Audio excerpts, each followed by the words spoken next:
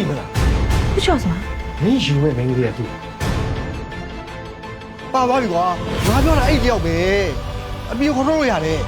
ကျွန်တော်ကဘာထဲမှာနင်းစီအစင်မပြေတော့ဘူးဆိုကျွန်တော်ကနင်းစီရဲ့ကဘာထဲကိုလိုက်သွားမှရလို့ ငါစိတ်ပိုင်လိုက်မစိတ်မပိုင်မလိုက်ဘူးဒီနေ့ငါစိတ်မပါလို့မလိုက်ဘာဖြစ်လဲ တို့ကမင်းကို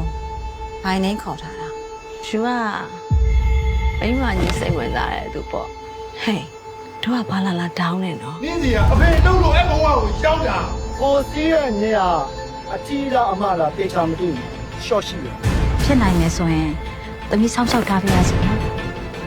ကိုဘာဖြစ်လို့လဲ မင်းကငါစလုံးရှေ့ကပေါင်းတယ်လို့ကြာစီထားတာလား ကျွန်တော်ခမားပါဇက်ကတားလို့မခေါ်နဲ့ဗျာ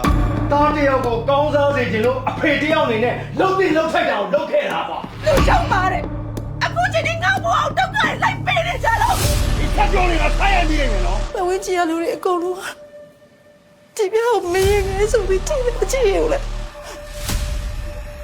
ဒီရရှိမဆိုင်နိုင်ဘူး ကိုတောင်းမှမှာကြည်ပြတယ် ရှင်ရောရှင်အဖေရောတရားဆွဲပြီးကျမထောက်ချပြမယ်ထောက်ဝ လိမ့်လိုက်မြင်လိုက်ဘဝတည်းရဲ့စိုးနေကောင်းလို့ရကြတဲ့ဘာတွေမှနေလဲမှန်တရားကိုရှာမတွေ့ခဲ့